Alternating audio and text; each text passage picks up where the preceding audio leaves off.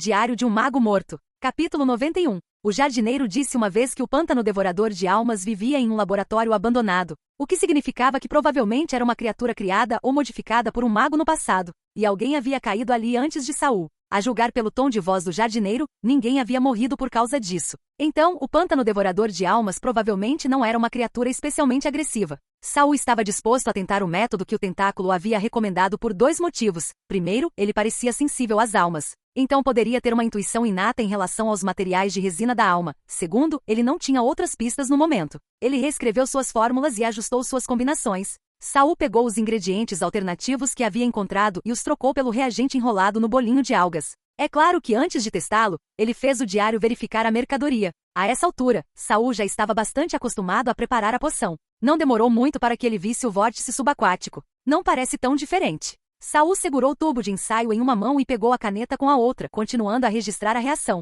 Próximo, assim que o reagente reagiu completamente, Saul pegou um pequeno pedaço de osso de plástico refinado e lentamente derramou o novo reagente sobre ele. O osso de plástico amoleceu novamente, e Saul cutucou delicadamente com uma vareta de vidro. Mais macio agora. Saul finalmente notou uma ligeira diferença no resultado, mas suas propriedades não parecem ter mudado muito. Ele inclinou a cabeça e percebeu que a raiz do tentáculo preto havia, de alguma forma, se esgueirado de volta para trás de seu pescoço, com a ponta balançando ao lado de sua bochecha. Às vezes, ele flutuava perto do diário, como se pudesse sentir algo vagamente. Outras vezes, ele serpenteava pelos materiais na mesa de Saul, parecendo que estava prestes a se dar um nó. Para trás. Saul deu uma ordem baixa. O tentáculo negro imediatamente se retraiu ao lado de sua bochecha, surpreendentemente obediente e dócil. O diário não reage ao osso de plástico amolecido. Parece que esta etapa ainda não pode ser chamada de resina da alma. A mão esquerda de Saul ganhou o reconhecimento do diário e o nome nada lisonjeiro de resina da alma, somente após absorver o fragmento de alma de Sid. Talvez o que esteja faltando seja o fragmento de alma como catalisador. Saul anotou sua teoria em suas anotações. Mas onde consigo fragmentos de alma? Murmurou ele. Os livros mencionavam que as almas das pessoas comuns se dispersavam muito rapidamente. Normalmente, apenas aprendizes com força mental suficiente conseguiam produzir fragmentos mentais relativamente estáveis. A menos que pessoas comuns experimentassem corrupção ou flutuações mentais extremamente intensas, suas almas dificilmente perdurariam por muito tempo, portanto. Fragmentos de alma eram raros. Mesmo trabalhando no necrotério, Saul raramente os encontrava. E mesmo que fizesse isso, era provável que eles fossem apanhados no primeiro ou segundo necrotério. Mas ele não podia abrir mão do osso plástico apenas por causa de um fragmento de alma. Eu realmente vou ter que comprá-los? Sua carteira estava secando a um ritmo alarmante. Saul franziu a testa preocupado. Será que depois de gastar todo o dinheiro que havia acumulado, conseguiria sobreviver apenas com seus créditos mensais? Mestre da torre, Ralph da família Blotorion, veio visitá-lo. Um aprendiz de segunda classe, loiro e de olhos azuis, estava na porta do salão e fez uma profunda reverência ao homem que estava lá dentro, Gorsa. Este era o 18º andar da Torre dos Magos. Do 18º ao 21º andar, tudo pertencia exclusivamente ao mestre da Torre Gorsa. Havia uma grande sala de recepção no 18º andar, luxuosamente decorada. Tudo que os reis e nobres buscavam e amavam podia ser encontrado lá, mas isso era apenas para entreter convidados comuns. Ao lado da sala de recepção principal havia um salão pequeno e modesto. Era aqui que o mestre da torre geralmente se reunia com mentores e aprendizes. Não havia mesas ou cadeiras típicas, apenas sofás envoltos em algodão macio e um tapete grosso e felpudo que abafava o som dos passos. As paredes do salão estavam forradas com floreiras, nas quais floresciam as mesmas flores que Saul havia escolhido. Naquele momento, as flores companheiras balançavam em perfeita harmonia, como se estivessem dançando ou esticando o pescoço para cantar. Na parede externa, havia 2 janelas retangulares quase do chão ao teto. O vidro fosco deixava entrar a luz do sol, que era levemente fraca. O mestre de toda a Torre dos Magos, Gorsa, estava sentado no sofá mais largo da sala. Seu corpo inteiro estava envolto em uma enorme capa vermelho escura, com apenas uma lasca de queixo rosado aparecendo sob o capuz. De pé em frente a ele estava um homem velho e curvado, com cabelos grisalhos e rosto enrugado. Ele era respeitoso, embora visivelmente carente de espírito. Era ninguém menos que o mentor oficial de Saul, Cas. Os dois estavam no meio de uma conversa quando o aprendiz de mensageiro interrompeu. Gorsa virou-se para o aprendiz. A família Blotorion? O aprendiz curvou-se ainda mais. Ele é da família de Sid, um aprendiz de segunda categoria na torre. Cas lembrou disso a pedido do aprendiz. Ralph da família Blotorion? Ele não morreu? Lembro que o enterro foi meio às pressas. A certo, Gorsa de repente se interessou e se virou para Cas. A magia de modificação corporal da família Blotorion era bem interessante. Uma pena que não se encaixasse na nossa pesquisa. Caso contrário, ele teria sido um mentor decente aqui. Cas deu um sorriso sem graça e lembrou suavemente a Gorsa. Mestre da torre, Sid era o aprendiz morto por Saul. E Sid era neto de Ralph. Ah? Então, por que o Ralph veio? Essa pergunta foi direcionada ao aprendiz de mensageiro. Ainda curvado, o aprendiz respondeu imediatamente: Ralph deseja recuperar o cadáver de seu neto. Gorsa soltou uma risada suave. O próprio Ralph é um mago de atributo sombrio. Como ele poderia imaginar que sobraria algum cadáver? Será que a gente devia pegar um osso qualquer do subsolo e entregar? Kaz, brincadeira. Vendo a expressão de Kaz, Gorsa sabia o que ele estava pensando. Afinal, ele é um mago de primeira classe. Não podemos ser tão rudes. Kaz percebeu que tudo que o mestre da torre levava a sério, era melhor ele também levar a sério. Então, sugeriu, talvez ele queira descobrir quem é o assassino. Afinal, esse era o aprendiz que você originalmente tinha em mente. Boa observação. Gorsa assentiu. Então, sem aviso, ele desapareceu. Kaz respirou fundo. O hálito frio lhe escapou pelos dentes, fazendo-lhe o maxilar inteiro doer. Algo lhe dizia que o mestre da torre não faria nada de bom. Ao ver o aprendiz ainda curvando-se rigidamente, Kaz o dispensou com um gesto. Então ele caminhou até uma das janelas embaçadas e a limpou delicadamente com a mão, revelando a cena externa. De perto e extremamente claro. Como esperado, o mestre da torre já havia aparecido diante de Ralph, que esperava do lado de fora. Ralph tinha acabado de sair da carruagem. Vestido com vestes negras nobres, ele permaneceu solenemente diante da entrada da Torre do Mago, com uma expressão de pesar. Ele não esperava ver Gorsa tão facilmente. Afinal, o homem era um mago de segunda ordem poderoso, respeitado, com status real. Não seria estranho se alguém como Ralph, um mago de primeira ordem com pouco apoio, tivesse que esperar meio-dia só para dar uma palavra. Mas o que Ralph não esperava era que nem 5 minutos depois de enviar sua mensagem, uma figura apareceu de repente diante dele. Ralph nunca tinha visto Gorsa, mas o reconheceu instantaneamente. Teletransporte. Não é de se espantar que Gorsa fosse considerado um dos melhores bruxos de segundo grau em todo o mundo bruxo. Ele já dominava a magia espacial, um domínio tipicamente reservado a bruxos de 4º grau. O ciúme tomou conta de Ralph como loucura. Ele ficou ainda mais determinado a recuperar o diário de um mago morto. Ele tinha certeza de que, ao ativar o diário, poderia usar o conhecimento contido nele para ascender ao 4º nível. A essa altura, nem Gorsa nem a família atrás dele seriam capazes de fazer nada além de lamber as botas de Ralph. Eu sei por que você está aqui, disse Gorsa gentilmente, apesar de estar completamente envolto em sua capa. Seu tom tão suave quanto um sussurro reconfortante. Já que você se juntou à Torre dos Magos, mesmo na morte, o corpo pertence a mim. Volte. Ralph sabia que as coisas não correriam bem, mas não podia desistir. Até mesmo descobrir a identidade do assassino seria suficiente. Ele poderia ficar à espreita para emboscá-lo, mas as negociações exigiam idas e vindas. Então, Ralph primeiro fez um pedido ainda mais absurdo. Entendo, meu senhor. É uma honra para si de ter contribuído para sua pesquisa, mas espero me vingar pessoalmente. Em troca, estou disposto a oferecer as técnicas secretas de modificação corporal da família Blood-Torion. Gorsa pareceu considerar isso. Estava funcionando? Os cantos da boca de Ralph começaram a se contrair com expectativa. Mas no momento seguinte, Gorsa levantou a mão, revelando uma palma rosa claro. Volte. Você me ouviu? Ralph sentiu uma onda de profunda humilhação, mas conteve a raiva, tentando parecer ainda mais humilde. Honorável Lord Gorsa. Uma luz branca ofuscante irrompeu de repente da palma da mão de Gorsa. O que Ralph só teve tempo de pensar antes de sentir seu corpo inteiro pegar fogo. Sem dor, mas ele estava queimando. Atrás dele, o velho mordomo Hunt, que silenciosamente segurava as rédeas do cavalo, observava em choque enquanto o corpo de seu mestre, após o clarão branco, se contorcia e se aglomerava como cabelo preso em chamas. Uma cabeça envelhecida caiu com um baque sobre 2 pernas eretas, as 3 partes reunidas em uma. Capítulo 92. Gorsa virou-se para o velho mordomo e perguntou suavemente, como se tivesse medo de assustá-lo. O caixão do seu mestre ainda está por aí. Hunter sentiu como se tivesse esquecido o que era o medo. Diante de uma voz tão gentil, ele só conseguiu reagir por instinto. Sim, senhor. Gorsa assentiu. Então vou pedir para você mandá-lo de volta. Sim, senhor. No segundo seguinte, Gorsa desapareceu novamente.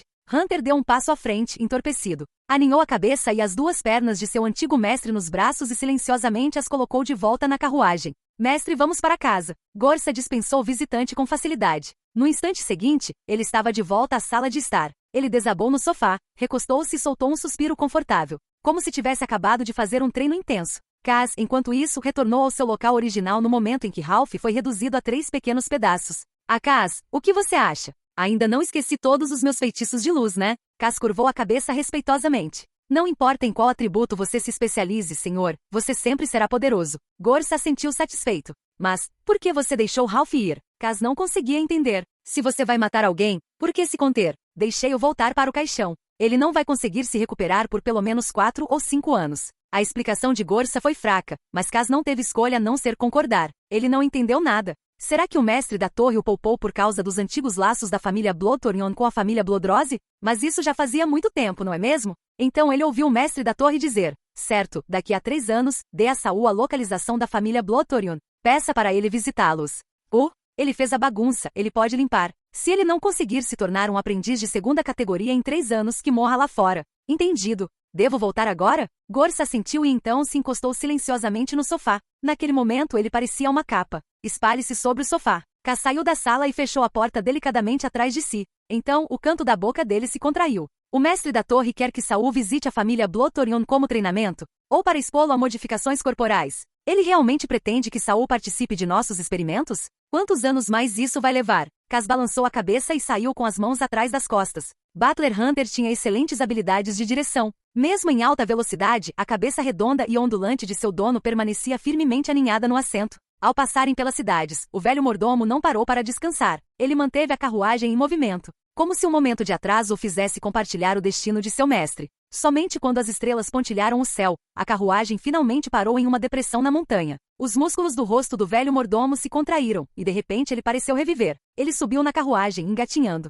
Mestre! Mestre! Ele levantou a cabeça de Ralph e derramou um frasco de sangue previamente preparado sobre ela. O sangue escorreu pelo rosto de Ralph e entrou em sua boca, como se fosse guiado por alguma força invisível. Os olhos cinzentos e imóveis de Ralph se moveram de repente. Então sua boca se contraiu levemente e voltou à vida. Carne! Preciso de carne! Gritou Ralph fracamente. O velho mordomo rapidamente passou as pernas para Ralph. Ralph não se importava que fossem seus próprios membros. Do seu pescoço carbonizado, carne vermelha brotava e envolvia as pernas. Então veio o som de mastigação. Não é o suficiente. Não é o suficiente. O pescoço de Ralph comia enquanto sua boca também se mexia. Sem hesitar, o mordomo sacou uma longa lâmina de debaixo do assento da carruagem e cortou o próprio braço esquerdo com um golpe rápido. Rangendo os dentes devido à dor, estendeu o membro decepado sob o pescoço de Ralph. Ralph aceitou sem dizer uma palavra e devorou o braço. Ainda não é o suficiente. Quase lá. O mordomo então cortou sua perna direita na altura do quadril, usando a ponta da lâmina para jogá-la ao lado de Ralph. Foi tudo o que ele conseguiu suportar. Ele desabou na carruagem, ofegando silenciosamente de dor. Quando ele estava se perguntando se deveria deixar seu mestre devorá-lo inteiro, Ralph finalmente pareceu satisfeito.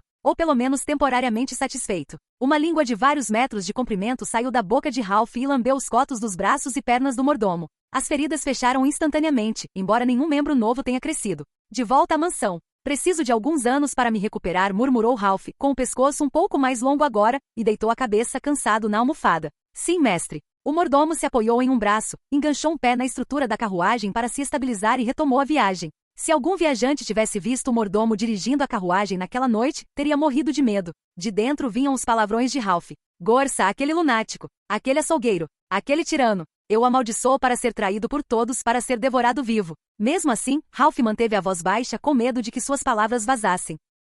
Hunter sabia que seu mestre estava realmente com medo dessa vez. Depois de desabafar um pouco, Ralph disse a Hunter, vou levar 4 ou 5 anos para me recuperar. Tome cuidado enquanto isso. Não deixe ninguém saber que ainda estou vivo. Entendido, o mestre respondeu prontamente o mordomo. Só então Ralph fechou os olhos para descansar. Seu mordomo nunca o decepcionou. Espere só, espere até eu me recuperar, espere até eu recuperar o diário. Eu não vou deixá-los escapar. Nem Gorsa nem Cas mantiveram vigilância constante sobre o progresso de Saul. Eles pareciam absolutamente certos de que Saul se tornaria um aprendiz de segundo grau dentro de 3 anos. E Saul, completamente alheio a essa expectativa, conseguiu e por pura persistência, aumentar seu poder mágico para 45 joules depois de 2 anos. Ele também havia terminado de analisar a estrutura de construção para uma magia de primeira classe. Ele poderia avançar a qualquer momento. Mas o veterano Byron o aconselhou a esperar até atingir 50 joules antes de começar os feitiços de primeira classe. Saul decidiu confiar no conselho de alguém mais experiente e continuou se contendo, abstendo-se de praticar magia de primeira classe por enquanto. Aumentar seu poder mágico de 14 para 45 joules não foi tão fácil quanto Saul imaginou. Na verdade, olhando para trás, o processo foi cheio de memórias amargas e lacrimosas. Seu progresso muitas vezes atingiu patamares inexplicáveis, onde a meditação contínua não conseguiu aumentar seu poder. Ele perguntou por aí, outros tiveram experiências semelhantes, mas raramente com tanta frequência ou gravidade quanto a dele. Para piorar a situação, Kelly nunca ficou presa. Ela já havia avançado para o segundo grau 3 meses atrás. Naquele dia, ela correu animadamente até Saul para se exibir e gentilmente, o informou que havia alugado um dos 2 quartos adjacentes no 12º andar, esperando que ele avançasse para que pudessem ser vizinhos novamente. Embora ainda não tivesse progredido, Saul havia feito um progresso valioso nos últimos 2 anos. Com a ajuda da Little All Guy e a rede de segurança do diário, ele otimizou com sucesso a fórmula do osso de plástico. atualizou sua mão esquerda e usou a versão melhorada para reconstruir sua mão direita também. Sim, depois que ele confirmou que o design não afetaria a destreza, Saul não hesitou em derreter sua mão direita também. Agora suas duas mãos estavam cinza claras, lisas e delicadas, ligeiramente translúcidas com ossos visíveis por dentro. E suas habilidades de escultura e moldagem melhoraram significativamente. As novas mãos pareciam moldes de gesso de um estúdio de arte, até um pouco elegantes. Essas mãos não só deram a Saul 2 grandes aumentos em poder mágico, mas depois de infundi-las com fragmentos de alma, elas desbloquearam uma nova habilidade: controle de resina espiritual. Isso permitiu que Saul lançasse magias de atributo sombrio de nível 0 quase sem ajustar seu foco mental. Lançar magias tornou-se tão fácil e natural quanto acenar com a mão. Além disso, desta vez, Saul encontrou especificamente uma maneira de solucionar a vulnerabilidade das mãos à eletricidade. Ele desenhou um conjunto de formações rúnicas simétricas interativas nos ossos para resistir a campos elétricos. Agora, com um par de luvas isolantes por cima, ele era basicamente a prova de choque. Capítulo 93. Saul pegou um par de luvas pretas e compridas da mesa de trabalho do necrotério. Essas luvas foram feitas sob medida, ajustadas à pele e extremamente finas, a ponto de não criarem uma barreira perceptível ao manusear objetos. Eles também eram resistentes à sujeira e à água e não eram facilmente inflamáveis, valeu o preço personalizado. Mais importante ainda, eles não interferiram no lançamento de feitiços. A única desvantagem era difícil colocá-los. É exatamente isso que acontece com essas luvas superajustáveis. Saul começou com a mão esquerda. O interior era rígido e pegajoso, o que dificultava a colocação suave. Nesse momento, um fino fio preto surgiu de trás do pescoço de Saul, habilmente ajudando a abrir a ponta da luva e a calçá-la corretamente. Obrigado, pequena alga. Este tentáculo de aparência sinistra era na verdade um pedaço do pântano devorador de almas que Saul inadvertidamente trouxe do laboratório abandonado sob o jardim da Torre da Bruxa. Após várias rodadas de exames e pesquisas, Saul confirmou que esse pequeno tentáculo não era particularmente perigoso, principalmente porque ele poderia ser arrancado do pescoço dele com um pouco de força, fazendo um leve estalo sem deixar um único ferimento. Claramente não era parasita. Assim que a luva foi colocada, a pequena alga se retraiu obedientemente. Saul batizou o tentáculo de pequena alga, porque ele não se parecia com os enormes e agressivos tentáculos negros do pântano. Em vez disso, parecia mais com aquele aglomerado de consciência central do pântano devorador de almas. Aquele núcleo parecia um aglomerado de algas marinhas, então Saul simplesmente o chamou de pequenas algas para abreviar. A pequena algaia às vezes era adoravelmente boba, às vezes esperta como nunca. Ela sempre ficava perto de Saul e nunca se mostrava perto de estranhos. Nem os mentores nem os aprendizes mais experientes notaram algo incomum, ou, se notaram, simplesmente presumiram que fosse algum tipo de espécime que Saul carregava consigo. Ninguém jamais questionou. O ambiente do necrotério era um pouco parecido com a antiga casa da pequena algaia e nos últimos dias, até tinha ficado um pouco mais animado. Com as luvas e as runas esculpidas em seus ossos, Saul finalmente pôde assistir às aulas sem ter que desviar constantemente dos surtos elétricos de Mônica. Assim que ele terminou de guardar tudo, uma batida rítmica, bang bang bang, soou na porta. Antes que Saul pudesse se mover, a voz de Kelly veio de fora. Abra, abra, é hora de aniversário. Seu tom era monótono, como se estivesse anunciando uma verificação do hidrômetro. Quando Saul abriu a porta, lá estava ela, segurando uma caixa quadrada nas duas mãos. Feliz aniversário! A caixa parecia suspeitamente familiar. Saul olhou para trás e viu uma fileira idêntica de caixinhas enfileiradas em sua bancada. Virando-se com uma expressão complicada, ele pegou a caixa e convidou Kelly para entrar. As pessoas neste mundo não comemoram aniversários de verdade, pelo menos, não as aprendizes de bruxa. Saul certa vez deu casualmente a Kelly um reagente número 1 sem nome feito em casa no dia em que descobriu que era seu aniversário. Ele desenvolveu muitos desses reagentes durante sua exploração de modificações corporais, muitos dos quais eram inúteis ou até mesmo prejudiciais. Mas o reagente número 1 pode remover certas impurezas do metal, tornando-o mais forte. Imaginando que poderia ser útil para uma bruxa focada em metal como Kelly, ele o entregou como um presente casual. Para sua surpresa, o pequeno gesto a tocou profundamente. Ela nunca havia recebido um presente que fosse apenas para celebrar sua própria existência. Depois disso, ela pediu o aniversário de Saul e fez questão de comemorá-lo todos os anos desde então. No ano passado, ela lhe deu a runa de resistência elétrica gravada nos ossos de suas mãos, um presente muito valioso.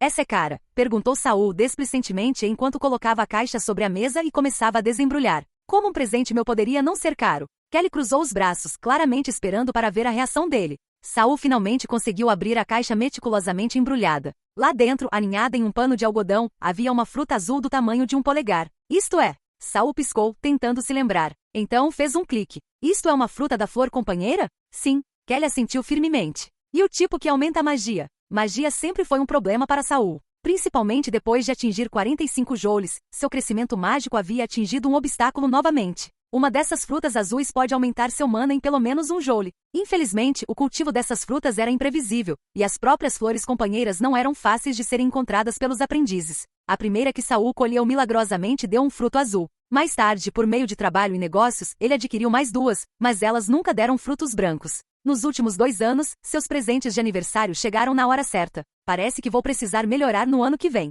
Kelly assentiu séria. Ela nunca economizava em presentes. Se você tiver algum em mãos, eu poderia usar alguns compostos tóxicos com propriedades incomuns. Toxinas? Você não está focada em metal? Saul piscou. Era a primeira vez que ouvia falar que ela precisava de venenos. Meu mentor é especialista em toxinas. Muitos dos projetos e espécimes que ele estuda envolvem reações a venenos. Kelly deu de ombros. Parecia que se tornar um aprendiz de segunda categoria incluía o direito de participar da pesquisa de um mentor. Saul, por outro lado, só ocasionalmente ajudava o mentor Rum ou o sênior Nick com experimentos simples, e passava o resto do tempo trabalhando no necrotério. Não que outros não tivessem inveja de sua posição. De qualquer forma, chega disso, Kelly dispensou. Também fiz um bolo de aniversário. Vamos comê-lo no dormitório. Não, obrigado, não vamos. Prometo que está melhor que no ano passado. Não, tenho uma experiência hoje à noite, não consigo dormir no banheiro de novo. Não vai chegar a esse ponto. Kelly rapidamente se esgueirou para trás de Saul e começou a empurrá-lo em direção à porta. Os ingredientes são todos frescos desta vez. Saul não queria realmente empurrá-la, então ele lutou para resistir gentilmente. Naquele momento, desculpe, não queria bisbilhotar, mas o que é um bolo de aniversário? Algum tipo de veneno novo? Nick surgiu de trás das pesadas portas vermelhas do necrotério, levantando a mão em saudação. Com a presença de um estranho, Kelly imediatamente libertou Saul e retomou seu comportamento frio e indiferente. Boa tarde, veterano Nick. Saul ajeitou o colarinho. Bolo de aniversário é um tipo de comida que você come para comemorar seu aniversário. Sua cidade natal até tem uma tradição de dar presentes de aniversário? Nick se adiantou, segurando uma carta dobrada. Perfeito. Então considere esta boa notícia como meu presente para você. Saul tirou a carta dos dedos de Nick e a desdobrou, examinando rapidamente o conteúdo com os olhos. Um sorriso floresceu lentamente em seu rosto. É do Sr. Byron. Ao mencionar Byron, Kelly também olhou curiosamente, embora educadamente mantivesse distância. Saul terminou de ler e sua expressão mudou de alegria para descrença. Ele olhou para cima. O Sr. Byron disse que está nos convidando para uma missão fora da torre. O que isso significa? Nick respondeu calmamente, exatamente o que parece. Contanto que os mentores aprovem, um aprendiz de terceira classe pode convidar até mesmo um de primeira classe para missões externas. E os mentores nunca disseram não. Ele levantou as mãos e bateu palmas 2 vezes. Parabéns, você vai sair daqui. Capítulo 94. Então posso deixar a torre agora? Saul sentiu como se tivesse sido libertado da prisão. Ele era como um balão flutuando no céu, sem peso e sem amarras. Ele pensou que só teria uma chance de sair quando avançasse para o 2º nível. Se ele quisesse aumentar sua magia para 50 joules, provavelmente levaria mais meio ano. Quem imaginaria que um único convite do veterano Byron adiantaria esse prazo? Em que tipo de missão Byron precisava de ajuda? Saul lembrou que havia pedido a Byron que o ajudasse a buscar uma entidade anímica mais completa. Talvez esse convite tivesse algo a ver com isso? Você está saindo da torre? A voz de Kelly soou ao lado dele. Sim, respondeu Saul, sorrindo. Ah, que ótimo. Acontece que eu também vou sair. Kelly, já uma aprendiz de 2º grau, não era exatamente uma candidata surpreendente para missões fora da torre. Mas esta também era a primeira vez que ela saía. Saul perguntou preocupado. É uma tarefa perigosa? Kelly balançou a cabeça. Com os olhos baixos, seu tom era neutro. Só estou pegando alguns materiais cultivados fora da torre, e vou passar em casa. Ela não pareceu querer dar mais detalhes. Então, levantou a cabeça e aumentou um pouco o tom de voz. Já que é seu aniversário e você recebeu uma notícia tão boa, vamos voltar logo e comer um bolo para comemorar. Kelly agarrou-se novamente ao ombro de Saul. Bolo para comemorar aniversário? Mas bolo não é algo que se pode comer a qualquer hora? Ou não é esse o tipo de bolo que estou pensando? Nick interrompeu, curioso, de lado. Como Nick acompanharia Saul na viagem, Kelly pensou por um momento e fez um convite. Junte-se a nós, por favor. Acabei de assar, disse ela, acenando com a cabeça. É um bolo muito especial. Saul se animou imediatamente. Desta vez, nem precisou que Kelly o empurrasse e, entusiasmado, levou Nick para fora. Sênior, não seja tímido, vou compartilhar minha parte com você. A partida deles foi adiada por um dia devido a algumas circunstâncias inevitáveis. Quando Nick pegou Saul e deixou a torre mágica em uma carruagem, ele ainda parecia um pouco lento. Enquanto isso, Saul, que tinha dado a maior parte do bolo de aniversário para Nick, estava bem acordado, encostado na janela para olhar para fora. Eles viajavam em uma carruagem de 2 andares. O espaço era apertado. Não havia espaço suficiente para se deitar, apenas para se recostar, mas era muito rápido. O motorista era um criado adulto da torre. Qualquer pessoa que vivesse até aquela idade provavelmente tinha seus próprios meios de autopreservação. Durante toda a viagem, o servo falava apenas quando necessário e mantinha sua presença no mínimo. Tanto Saul quanto Nick se referiam a ele simplesmente como o motorista, nem sabiam seu nome. Saul podia sentir o medo que emanava do homem, o mesmo tipo de medo que ele próprio sentia diante de mentores e do Senhor da Torre. Era um tipo de pressão nascida de uma disparidade de poder, nenhuma quantidade de coragem poderia apagá-la. Nick permaneceu reclinado em seu assento, descansando. Sem ninguém para compartilhar sua alegria, Saul só conseguia ficar meio para fora da janela, como um turista de primeira viagem à cidade. Era abril. O ar ainda estava frio, mas a brisa da primavera já começava a esverdear a terra. A grama amarela, antes opaca, que cercava a torre e as planícies distantes agora exibia tons de verde fresco. À medida que a carruagem avançava, sementes de grama e insetos espirravam nas rodas e nas laterais, deixando manchas amarelo-esverdeadas. Montanhas e florestas se aproximavam. Lebres selvagens e camundongos selvagens ocasionalmente saíam do mato. Depois de apreciar a paisagem por um tempo, Saul não conseguiu deixar de olhar para trás, em direção à torre. A torre do mago cinza escura erguia-se sozinha na planície, cercada pelo vazio e pelo silêncio, como se tivesse permanecido inalterada durante séculos. Além das estruturas dos magos, não havia um único arbusto alto por perto. Era como se até as plantas temessem a torre, mantendo instintivamente distância daquele mundo misterioso. A carruagem avançou ruidosamente pela vasta região selvagem durante a maior parte do dia antes de encontrar sinais de assentamento humano. Mas eles não pararam, nem mesmo se aproximando das cidades. Passaram em alta velocidade pela estrada principal. Essas vilas não eram exatamente prósperas, embora tivessem muitas construções. Saul percebeu que quando algumas pessoas do lado de fora viram a carruagem, elas caíram de joelhos e permaneceram prostradas por um longo tempo. Eles usavam roupas simples e gastas, mas ninguém parecia desamparado. Parecia que a vida lá fora não era tão ruim. A escuridão da torre não havia se espalhado para o povo comum. Na verdade, eles pareciam se beneficiar das proteções ambientais da torre. Depois de um longo tempo, Saul finalmente se retirou da janela. Depois de contemplar a paisagem por tanto tempo, ele ainda sentia uma sensação de distanciamento, como se fosse apenas um espectador. Não era a sensação despreocupada que imaginara. Era como se as correntes da torre ainda estivessem firmemente enroladas em seu pescoço. Quando Saul sentou-se novamente na carruagem, sentindo-se um pouco perdido, percebeu que Nick havia se recuperado completamente e agora estava lendo um livro. Saulo, tudo bem. Ele vasculhou sua mochila pesada, empurrou suas ferramentas e poções para o lado e escolheu um livro que não era muito delicado para ler. Viajaram por 5 dias, parando apenas brevemente à noite para descansar. Até o sono foi substituído pela meditação. Parecia um pouco com ser um monge. No 6º dia, Saul finalmente levantou os olhos do livro que o sacudia constantemente e fechou-os para apertar a ponta do nariz. Nick, você sabe para onde estamos indo? Para a cidade da Queda da Fronteira nos limites do Ducado de Quema. Encontraremos Byron lá e então, provavelmente iremos para o Vale das Mãos Penduradas. Mas antes disso, preciso fazer um desvio rápido para terminar uma tarefa menor e ganhar alguns créditos. Nick olhou para cima e piscou para Saul. Já que saímos e temos tempo de sobra, não devemos desperdiçar a viagem. Enquanto conversavam, a carruagem parou de repente, assustando os dois. Chegamos? Saul olhou rapidamente pela janela, mas viu apenas terras agrícolas e colinas suavemente onduladas. Não havia cidades por perto. Na base de uma colina ao longe, um grupo de várias dezenas de cavaleiros estava em silêncio. Um deles segurava uma faixa, azul com detalhes prateados, estampada com uma imagem abstrata de um coelho mordendo uma cobra. Nick fechou o livro sem aviso e saiu da carruagem.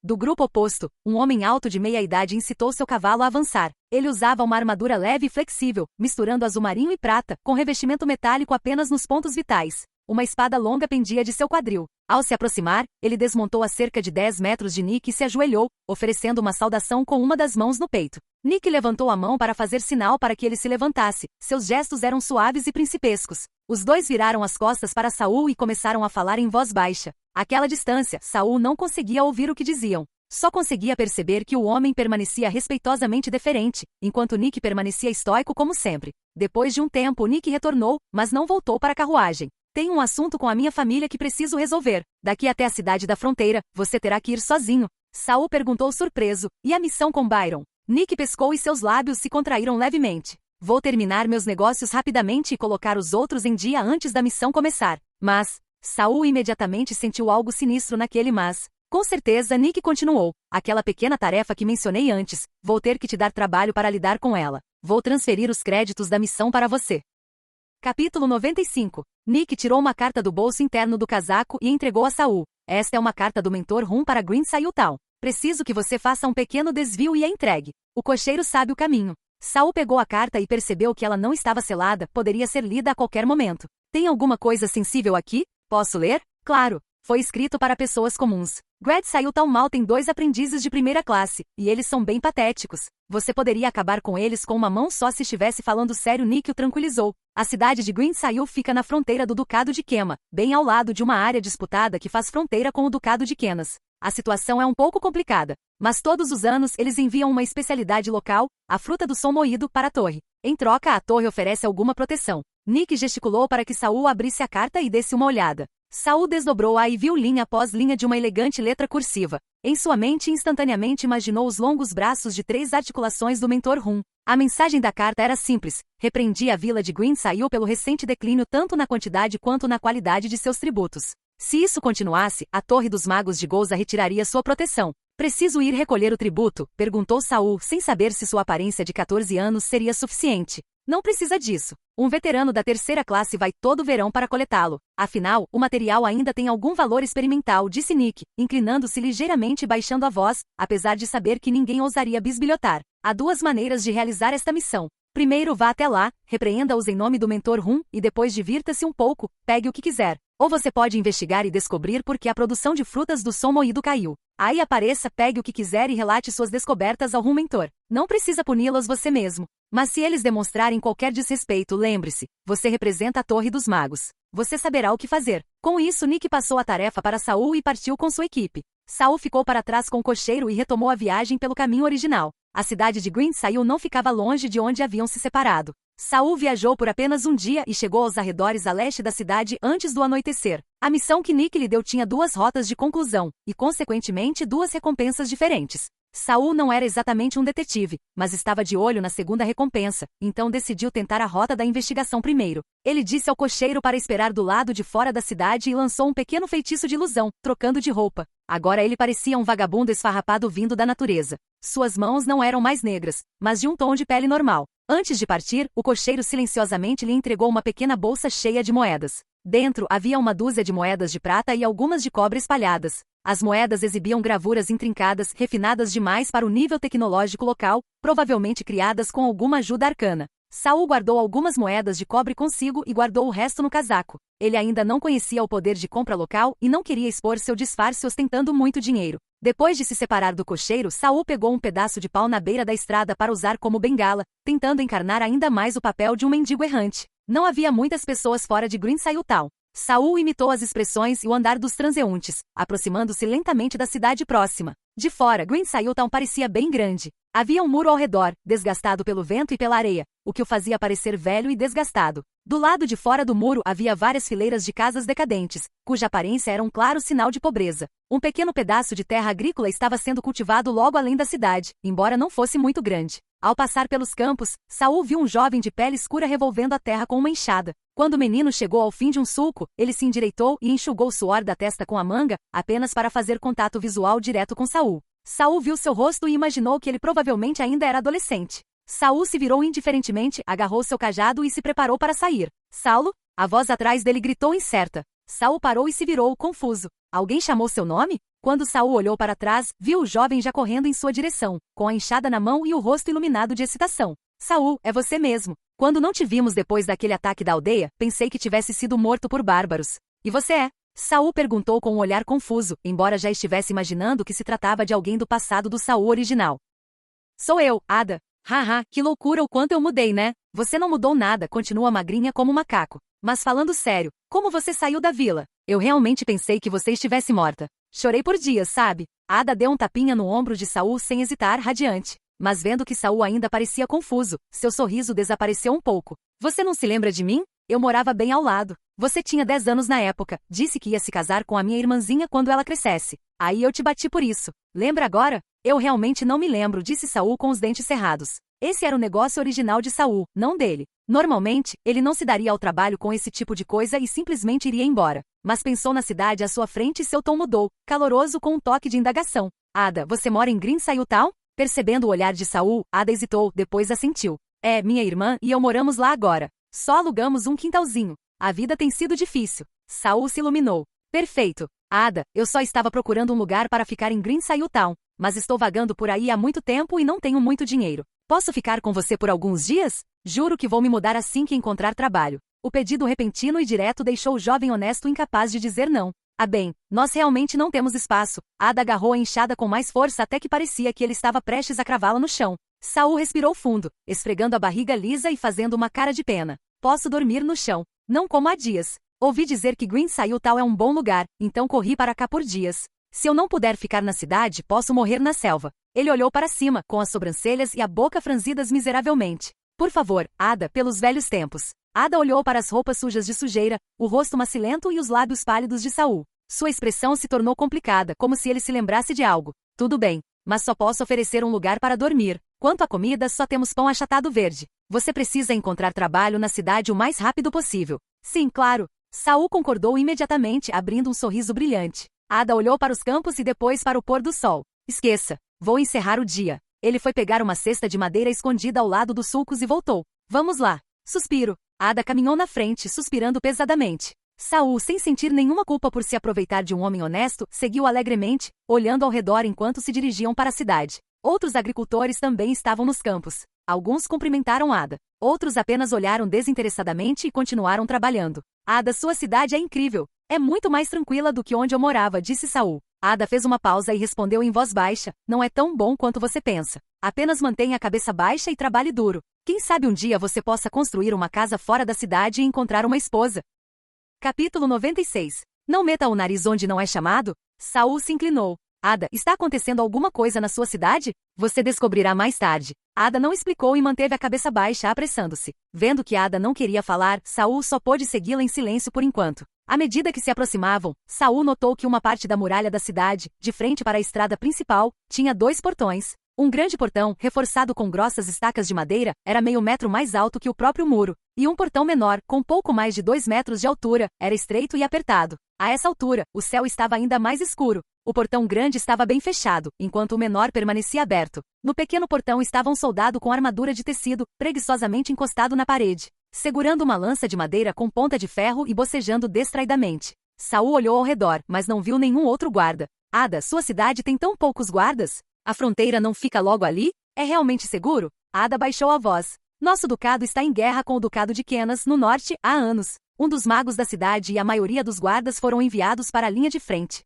O rosto de Saul se contorceu de preocupação. Então quem é o responsável por manter a cidade segura? Sua voz parecia um pouco alta demais, atraindo o olhar do soldado sonolento. Ada rapidamente puxou Saul para o lado e deu ao soldado um sorriso educado. O soldado não lhes deu muita atenção. Nem sequer pediu o pedágio que Saul esperava e simplesmente os deixou passar para dentro da cidade. Depois de caminhar uma boa distância, Ada finalmente levou Saul para um local tranquilo na rua vazia e parou. Ele franziu a testa e olhou para Saul. Tem gente trabalhando para o mago na cidade. Cuidado com o que você diz de agora em diante. Não chame a atenção deles. Desculpou-se Saul com sinceridade. Já passei por muita coisa lá fora. Só quero me estabelecer em um lugar seguro. Receio que depois de tudo isso, nem mesmo esta cidade seja um lugar que eu possa chamar de lar. Ele abaixou a cabeça, parecendo abatido. Ada olhou para a expressão abatida de Saul e não conseguiu repreendê-lo mais. Enxugando o suor do cabelo curto, ele suspirou. Se quiser saber de alguma coisa, é só me perguntar quando voltarmos. Não fique perguntando pelas ruas. Ok, Saul assentiu rapidamente.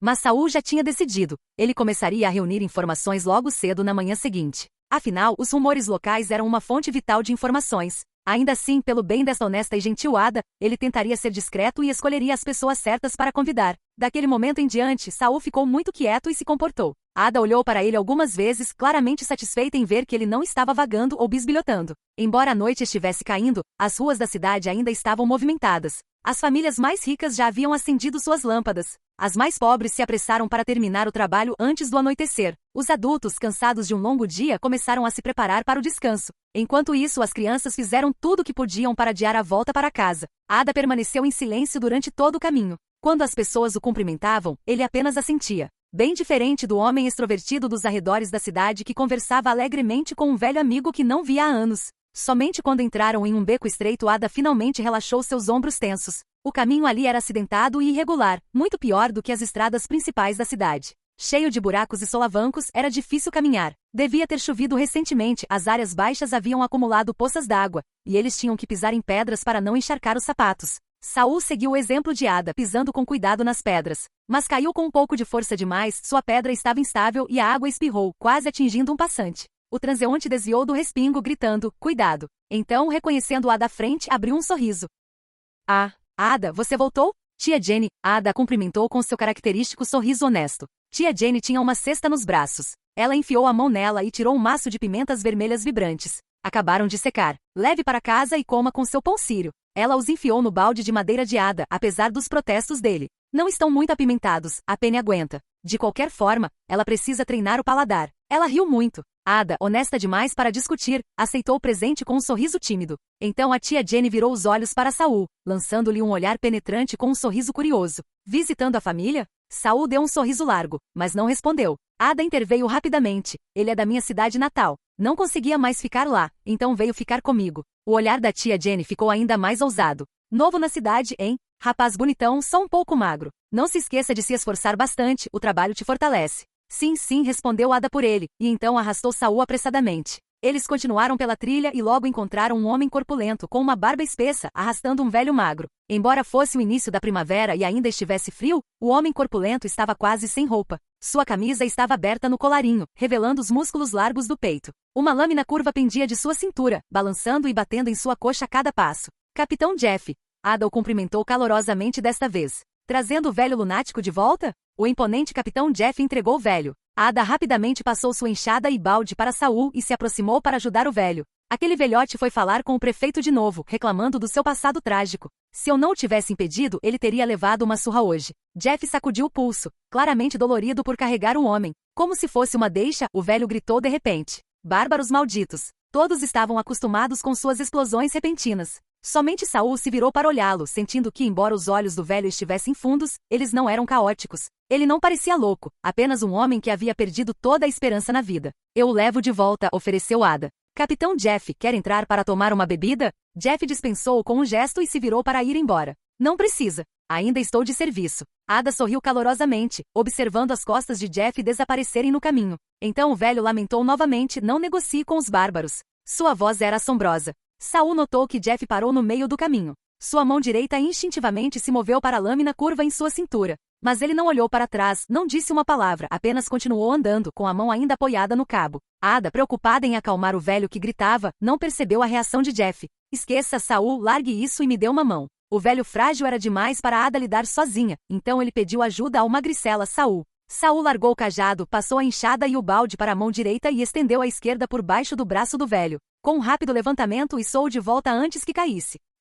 Ada notou que o peso em seu braço diminuiu significativamente. Olhou para Saul com surpresa. Você é bem forte. Saul respondeu casualmente, só os músculos que ganhei com a vida. Agora eu realmente acredito que você veio até aqui sozinho. Juntos, Ada e Saul ajudaram o velho a entrar em um pequeno pátio. A casa de Ada ficava escondida em um quintal estreito. Cercado por outras casas, o pátio era atravessado por cordas de cânhamo, das quais pendiam roupas íntimas, roupas, sapatos, cobertores, verduras silvestres e todo tipo de coisas estranhas. Através dos itens pendurados espalhados, eles viram um homem com o traseiro de fora, encostado em uma janela de madeira e espiando dentro de um dos cômodos. O rosto de Ada se contorceu instantaneamente de raiva. Jace, seu desgraçado, fique longe da minha irmã.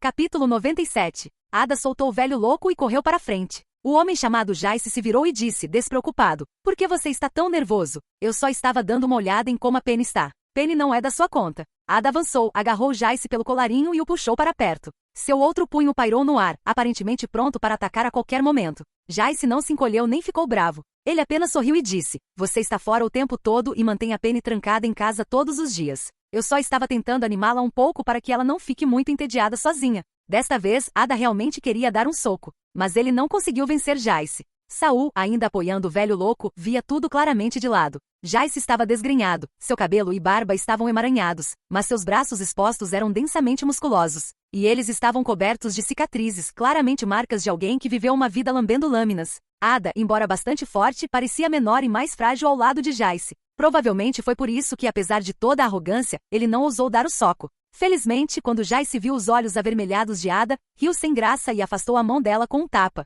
Tá bom, eu vou. Está bom o suficiente para você? Ele deixou Ada furiosa onde estava, ajeitando casualmente o colarinho ao passar por Saul e pelo velho louco. Ele olhou para a aparência esfarrapada de Saul e revirou os olhos, Ada de bom coração, trazendo cães vadios para casa novamente. Saul observou Jace sair do pátio e depois se virou. Nesse momento, Ada estava agachada perto de uma janela, na mesma pose que Jace havia usado, conversando com alguém lá dentro. Um momento depois ele se virou, parecendo um pouco triste, e viu Saul ainda parado no portão do pátio com o velho louco. Ada ordenou que Saul arrastasse o velho para o quarto mais próximo do portão, enquanto ele retornava para destrancar a porta e entrar. Saul arrastou o velho louco para dentro do quarto e o encontrou mal iluminado. O quarto não tinha móveis com pertences espalhados numa bagunça. Saul olhou ao redor e deitou o velho em um colchão de palha. O velho já havia parado de resistir. Murmurou algumas palavras, bárbaros espíritos malignos, depois se virou e começou a roncar. Saul ficou ali parado por um momento e perguntou suavemente: há bárbaros aqui também? A única resposta do velho foram roncos ensurdecedores.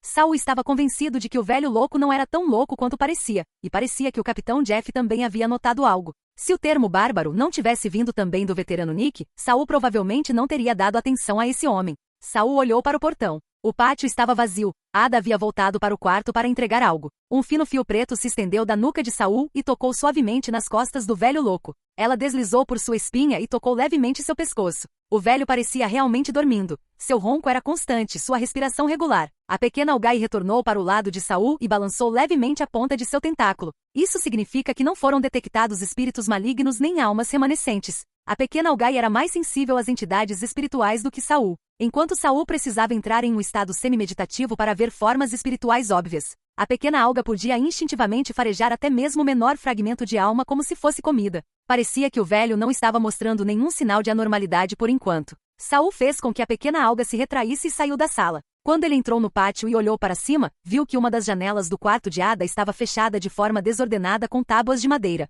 Por uma fresta entre as tábuas, um par de olhos prateados o encarava sem piscar. Saul encontrou os olhos por um instante. Eram tão frios e claros como uma fonte na floresta. Mas se você alcançasse aquela fonte, você descobriria que ela não tem fundo. Saul, entre aqui. Se você ficar parado por muito tempo, as pessoas vão pensar que você está prestes a roubar alguma coisa. Ada já havia saído, tirado a camisa encharcada de suor e chamado Saul. Tudo bem, respondeu Saul. Quando olhou novamente para a janela, os olhos prateados haviam desaparecido. Ele caminhou em direção à casa, sentindo uma leve sensação de expectativa no peito. O quarto era simples, assim como o dormitório de Saul, sem divisórias. Uma cama de madeira estava encostada na parede, com ambas as extremidades bem fechadas. Na cabeceira da cama havia um armário com portas e painéis laterais cheios de buracos do tamanho de um polegar.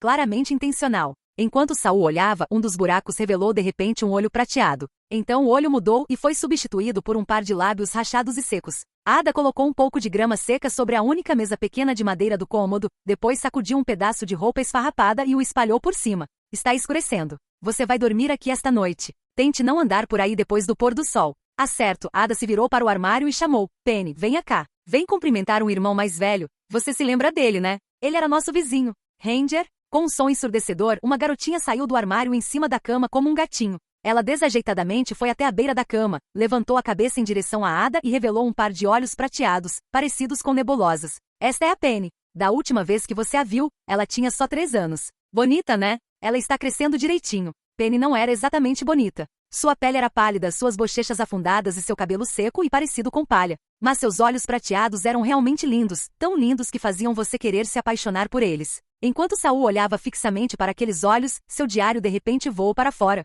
11 de abril, ano 316 do calendário lunar, claro. Tempo lindo hoje. E você tem sorte. Tropeçar no casulo de uma borboleta pesadelo? Você imagina passar a vida envolto em pesadelos? Então aqui vai uma dica, tire esses olhos. Ada, ainda sorrindo tolamente, percebeu que Saul estava olhando fixamente para Penny com os olhos arregalados e de repente fez uma careta. Ei, Saul, é melhor você não estar pensando em nenhuma gracinha. Saul finalmente desviou o olhar, encontrando o olhar superprotetor de Ada. Do que você está falando? Ela tem, 7 anos. Eu só estava curioso sobre os olhos dela. Ela ficou cega. Depois que saímos correndo da vila, eu a carreguei o tempo todo, nem percebi quando ela se machucou. Quando encontrei o ferimento já era tarde demais. Curou assim. Mesmo assim, eles parecem bem bonitos agora. Ada estava claramente acostumado a explicar isso e parecia calmo. Ele se aproximou e entregou um pouco de comida para Penny. Penny recusou, empurrando a mão do irmão e olhando diretamente para Saul. Ela é cega mesmo? Saul se aproximou e acenou com a mão diante dos olhos dela. Penny olhou fixamente para o rosto dele.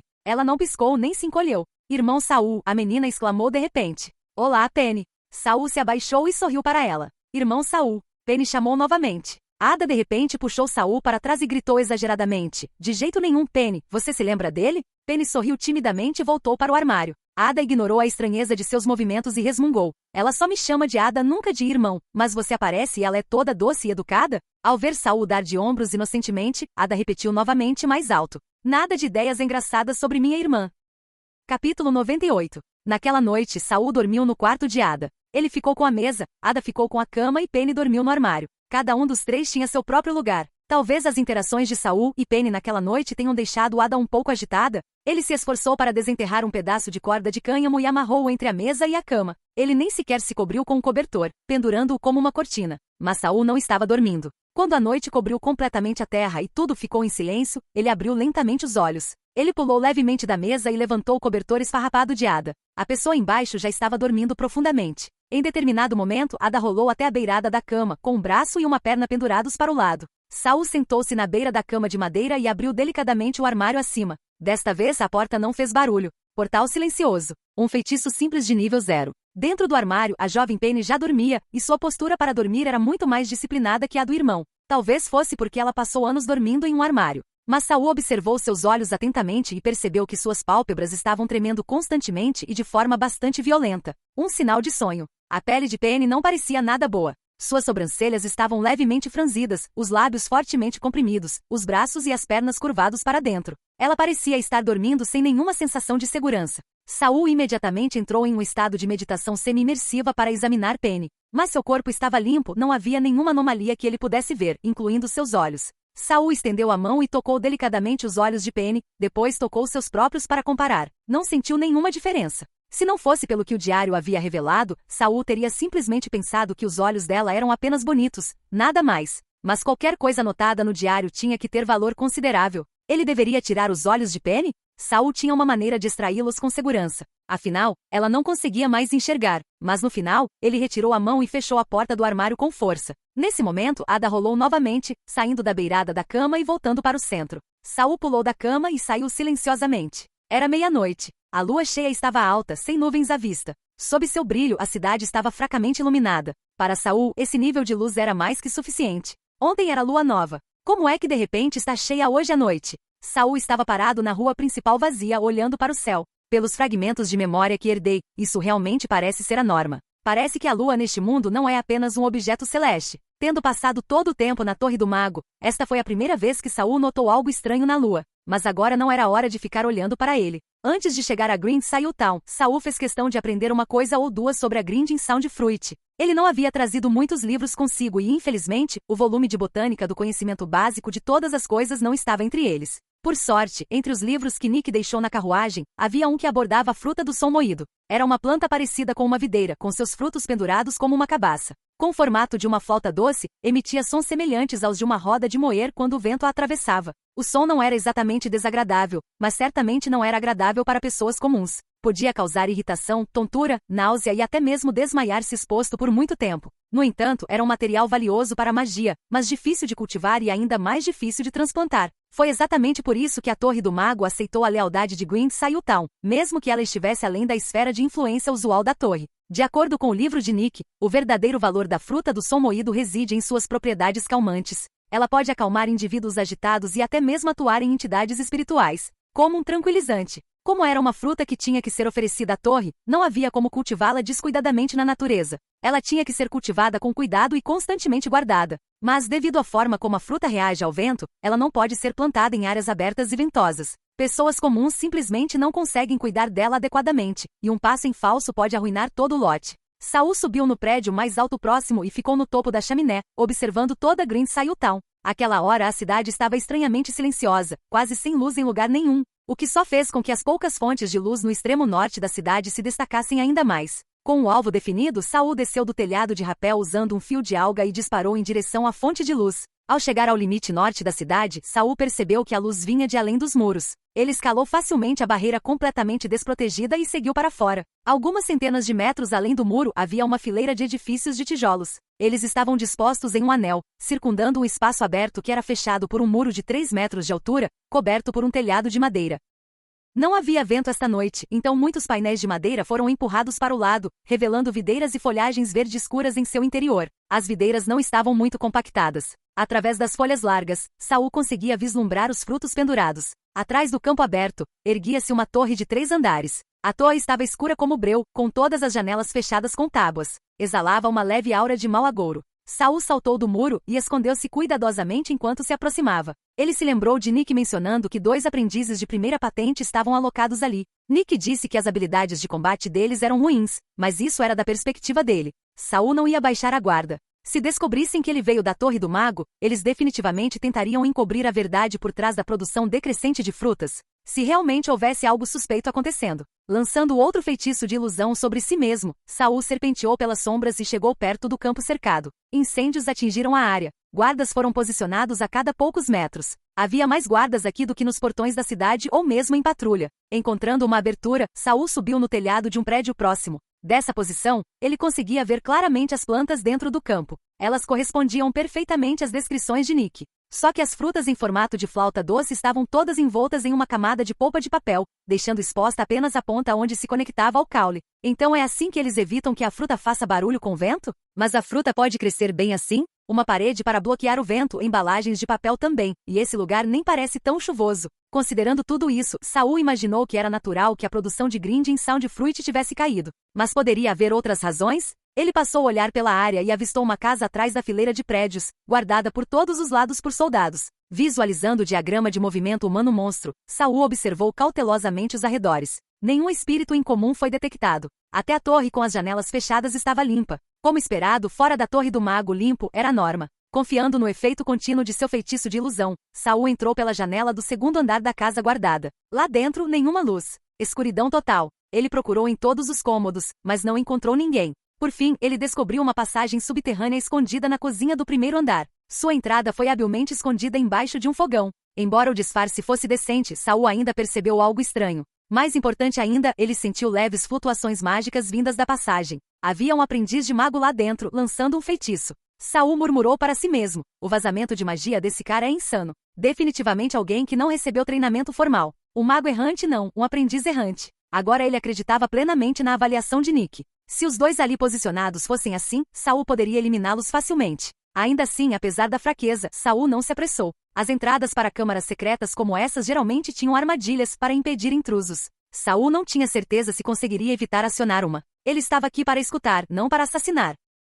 Capítulo 99. Saul olhou ao redor e encontrou um armário vazio para se esconder. Não havia grãos, óleo ou comida dentro, claramente, era apenas uma peça decorativa para despistar as pessoas. Ele se enrolou e sentou-se lá dentro. Para evitar alertar os que estavam lá embaixo sobre qualquer flutuação em seu poder mental, ele nem sequer meditou. Apenas passou o tempo contando as rachaduras na porta do armário. Depois de cerca de 2 ou 3 horas, a porta escondida atrás do fogão finalmente se abriu, e 2 pessoas saíram. A julgar pelos passos, eram 2. Eles ainda estavam conversando quando saíram. Deixarei o assunto de amanhã com você. Não se preocupe. Contanto que os produtos sejam suficientes, o resto é insignificante. É que essa pessoa vai voltar em alguns dias. Não importa mais. Entendido. Parabéns, senhor. Os passos foram desaparecendo gradualmente, deixando Saul agachado no armário completamente confuso. Sobre o que eles estavam falando? A espionagem não deveria fornecer informações importantes de forma conveniente? Por que ele saiu sem nada além de confusão? Mas pensando bem, não foi uma perda total. Algo claramente iria acontecer amanhã. Uma parte estava lidando com um incidente, a outra estava oferecendo uma indenização. E aparentemente havia algo digno de parabenização. Saul esperou um pouco mais. Como ninguém voltou, ele saiu do armário. Os 2 homens deviam ter ido para longe, pois não havia ninguém do lado de fora da casa, nem mesmo os guardas. Ele voltou para a clareira onde a fruta do som moído era cultivada, então deu meia volta antes do amanhecer e correu de volta para a casa de Ada. A Ada, exausto de um dia inteiro de trabalho, dormia como uma pedra e nem percebeu que seu hóspede havia saído a noite toda. Na manhã seguinte, Ada levantou-se cedo para acender o fogo e cozinhar, chamando Saul para ajudá-lo. A refeição era simples, apenas pães verdes e vegetais silvestres. O fogão de barro ficava bem dentro da casa. Assim que o fogo foi aceso, a fumaça subiu por toda parte. Eles reservaram uma porção de comida para o almoço de Penny e saíram apressadamente. Para surpresa de Saul, Ada recusou seu pedido de andar pela cidade e procurar trabalho. Vi que você tem força. Por que não vem comigo cultivar as terras do prefeito? Tem pouca terra por aqui, então é um bom trabalho. Faça isso por alguns anos e você poderá construir uma casinha fora da cidade.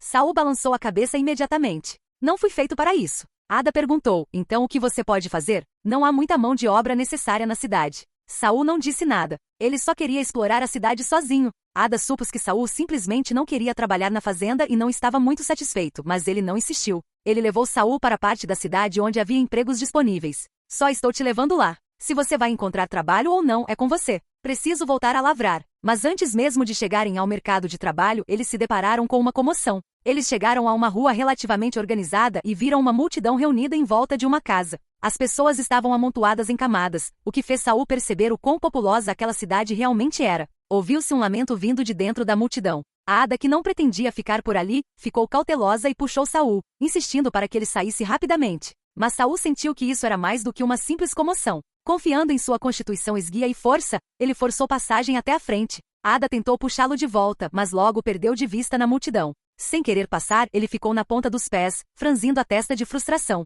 Se não fosse por essa sua força, ele murmurou, sem saber se arrependia de ter acolhido Saul. Enquanto isso, Saul finalmente viu a causa da comoção. No centro da multidão havia um casal chorando. Um homem idoso com mechas brancas no cabelo tentava gentilmente consolá-los com um sorriso. O líder do esquadrão, Jeff, que Saul tinha visto ontem, estava em pé em frente ao casal, com o rosto inexpressivo e a mão apoiada no cabo de sua lâmina curva. Atrás de Jeff, 2 soldados seguravam uma garota mole e que mal conseguia ficar de pé. Ela parecia ter 15 ou 16 anos, vestida com um vestido xadrez azul. Entre a multidão de plebeus, ela se destacava por ser bastante bonita.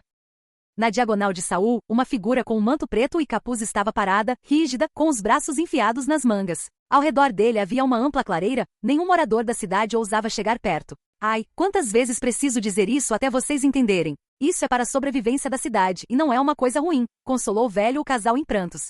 Saul olhou para o casal caído em lágrimas, depois para a garota apavorada, e simplesmente não conseguia imaginar como isso poderia ser algo além de ruim. Mas a multidão claramente pensava o contrário. Uma mulher com uma cesta disparou. Por que você está chorando? Isto é pela cidade inteira. Se eu tivesse uma filha, eu a mandaria embora com prazer. Saul a reconheceu. Era a tia Jenny, a mulher que tinha sido tão calorosa ontem. A mulher chorosa tirou as mãos do rosto e gritou, mas Minnie é nossa única filha. Alguém imediatamente interrompeu. Então toma outra. Você arriscaria a cidade inteira por uma garota? A multidão concordou, criticando o casal por ser egoísta e sem coração. A pressão era sufocante, nenhum dos dois conseguia dizer uma palavra. O velho deu um tapinha no ombro do marido e seu sorriso se aprofundou. Então você concorda, sim? Ótimo, ótimo. Eu não queria forçar ninguém, mas só a Minnie atende aos requisitos do mago. É a honra dela, a nossa. O fruto sagrado é a tábua de salvação da cidade. Se a colheita continuar caindo e enfurecermos a torre, nenhum de nós sobreviverá. As palavras do velho foram bem elaboradas. A multidão mais uma vez se voltou contra o casal.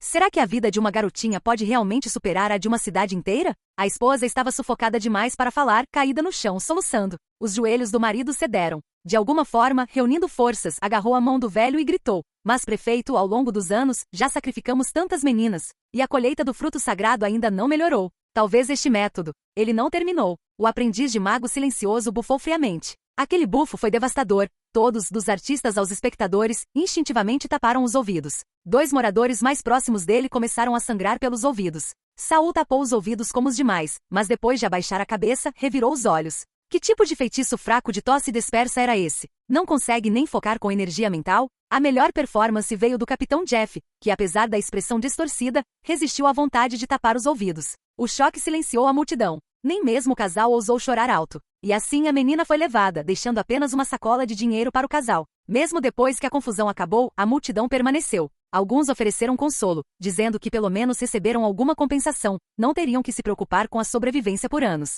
Tia Jane até se adiantou para parabenizá-los e deu conselhos sobre como gastar o dinheiro, como uma veterana experiente. Quando a multidão finalmente começou a se dispersar, Ada encontrou Saul escondido entre eles. Com o rosto sombrio, ele arrastou Saul para o lado. Você tinha que assistir ao espetáculo? Se não tivéssemos tido sorte e ficado longe daquele homem, seus ouvidos também poderiam ter sido machucados.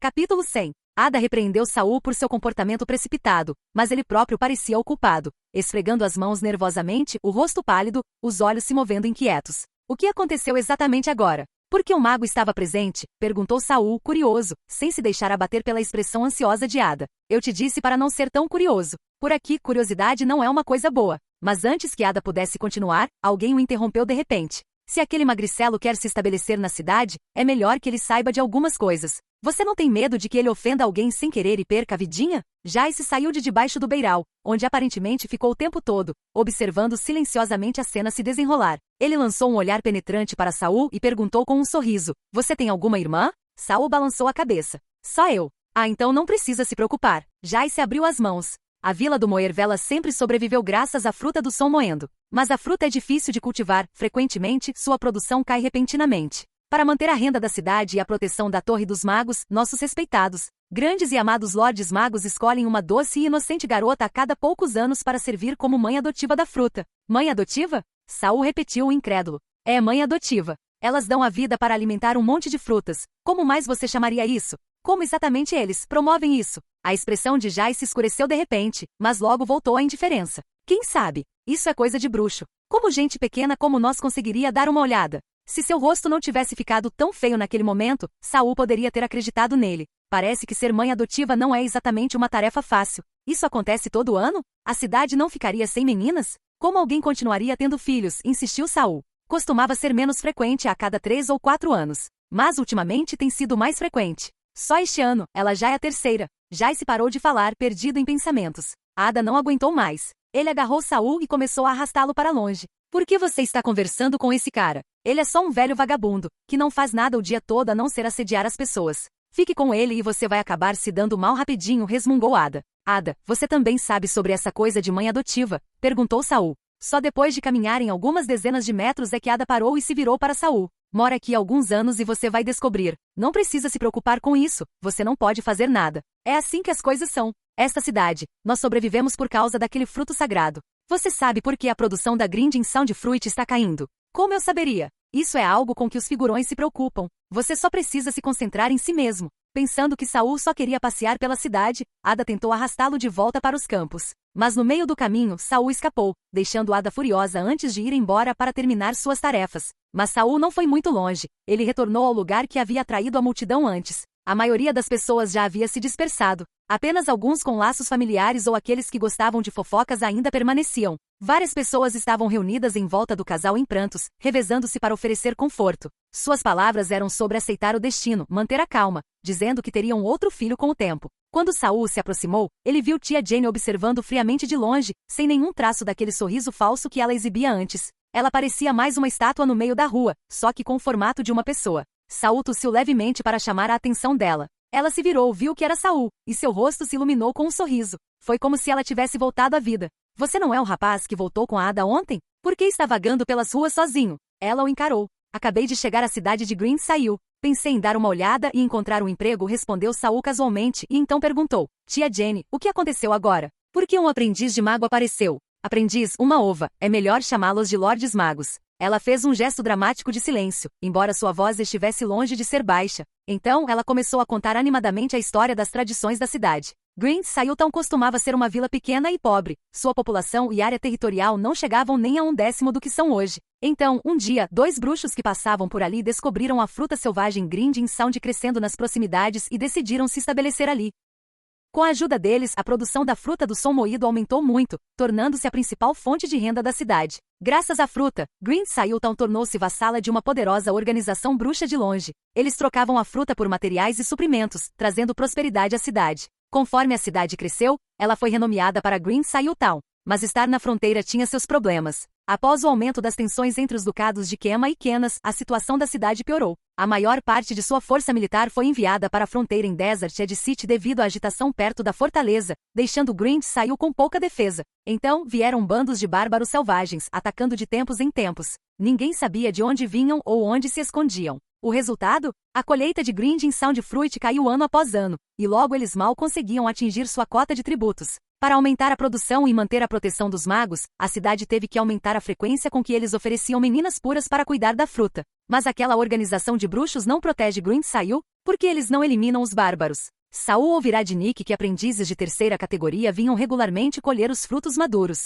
Não deveriam poder lidar com alguns bárbaros enquanto isso? Afinal, a maioria dos bárbaros eram apenas brutos mais fortes que a média, nada contra um mago. Bem, tia Jane hesitou. Eu não sei. Os bárbaros atacam principalmente aldeias mais afastadas. Ninguém sabe onde eles se escondem, talvez sejam difíceis de capturar. Enquanto ela falava, seu olhar se voltou para o casal que estava sendo levado de volta para casa. Acomode-se aqui. Enquanto nada acontecer com a fruta do som moído, nada acontecerá com a cidade, disse ela, fazendo uma pausa para dar ênfase. Então ela se virou para Saul, sorrindo novamente, e o convidou calorosamente para sua casa, mas havia algo estranho em seus olhos. Saul, tendo ouvido o suficiente, não hesitou em se livrar dela. Obrigado, tia Jane. Vou continuar procurando trabalho. Não tenho dinheiro agora, disse ele com um sorriso maroto antes de sair correndo. Tia Jane olhou fixamente por um momento, depois xingou baixinho, embora não parecesse realmente brava. Saul correu pela rua, observando as lojas e a paisagem ao seu redor. Embora a cidade não fosse especialmente próspera, todos que andavam pelas ruas pareciam pacíficos e contentes. Até mesmo o velho mal vestido sentado à beira da estrada podia conversar e rir com o lojista atrás deles sobre os planos para o jantar. Parecia uma cidade sem preocupações com o futuro,